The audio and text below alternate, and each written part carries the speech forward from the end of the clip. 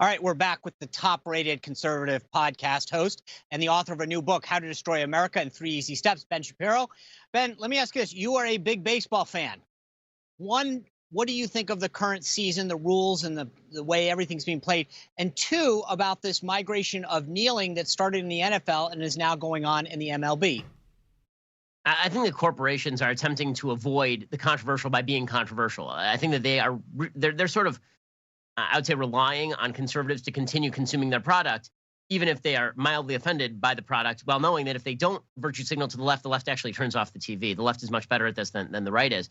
I think what they don't understand is that a lot of people are going to turn off the TV. I'm an MLB TV subscriber. I have very little interest in watching games. If I'm going to be preached to about the idea that America is systemically racist in the middle of a baseball game, that is not why I turned into sports in the first place. I think there are a lot of people who think like me, and I think there will be some blowback there. As far as, the kind of COVID rules that they're applying right now, it seems to me that the media have very little leg to stand on, suggesting that it is perfectly fine to gather by the thousands to riot in Portland or riot in Seattle. But if we sit every third seat at a ballpark in the open air in the summertime, that this poses some sort of massive threat in terms of COVID. I get it, I do, but I think that is overblown in terms of what the actual risk factors are. The same way that the media were blowing out of proportion the risk factors for being on beaches early on in the pandemic. I think it would be foolhardy for them to cancel the MLB season, although I will say that the Players Union obviously made this very difficult in a way they didn't for the NBA or the NFL by saying we're not going to play inside a bubble. Instead, we're going to travel all over the country. If you do that, you know there are going to be COVID cases. But you also know that MLB players are disproportionately young and healthy, and that COVID disproportionately affects people who are not young and healthy. You know, Ben, something else I just recently saw is that Joe Rogan is moving out of LA and moving to Texas. I know that you're in LA. He said he's moving out of there because there's too many bums. He wants more freedom. COVID's running rampant. You live there. What's your take on LA? Are you happy? No, I mean, I think that Joe's right. I mean, this place has turned into a trash heap. It's amazing. You know, but Barack Obama talked about a Green New Deal here. In LA, we've been using infrastructure dollars to pay for porta potties under the freeways for the various homeless encampments. We have the Brown New Deal out here. It's very exciting stuff. Yeah, LA in my lifetime. I mean, I've lived my entire life in LA, and it used to be a pretty. I wouldn't say it was ever a really well-run city, but it was at least fairly clean. Now the levels of trash on the streets, open needles on the streets, the level of homelessness is exorbitant. And it's not good for homeless people either. I mean, if you are mentally ill or drug addicted, living on the street, with risk of COVID, that seems like not a very great living arrangement to me. LA has basically decided to run itself directly into the ground. So I definitely hear where Joe is coming from. And with a 13.3% state income tax rate and Joe making $100 million from Spotify, I can certainly see why he's saying to himself, why am I paying $13 million to the state of California so I can have open needles outside my office? Yeah, that's a pretty big incentive. Ben, let me brag on you for 1 second. You graduated from high school, if I get my facts straight, 2 years early. You graduated cum laude from Harvard Law School. You had 2 books published by the time you were 17. I believe this current book is your 11th or 12th.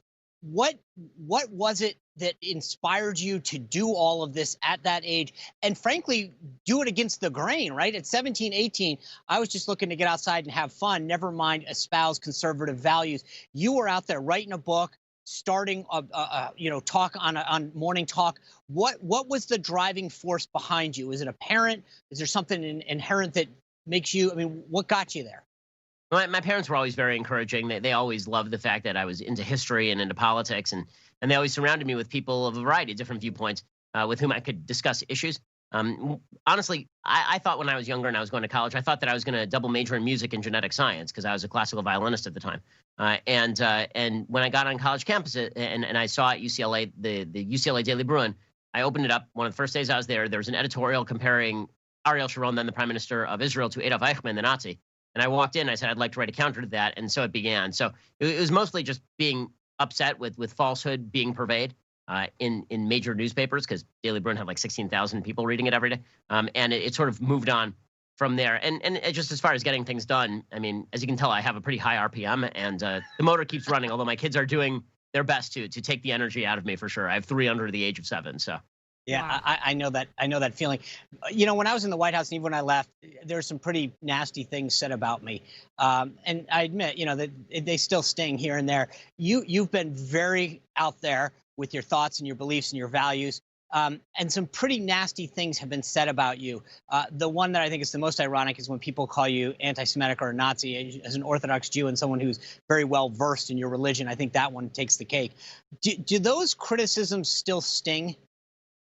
Sure. I mean, I'm a human being, and just like everybody's a human being, you think that your skin is thick enough, and your skin is never thick enough to not at least feel mildly irritated by the overwhelming waves of hatred that come. And it's usually intermittent. You know, I tend to trend on Twitter, I would say once every 3 weeks on average.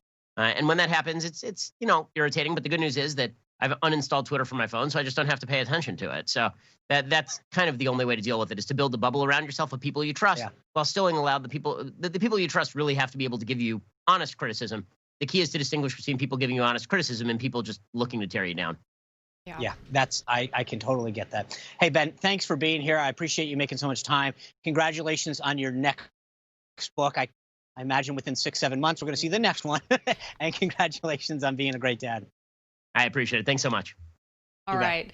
Is mental health a good campaign tactic? Our company is going to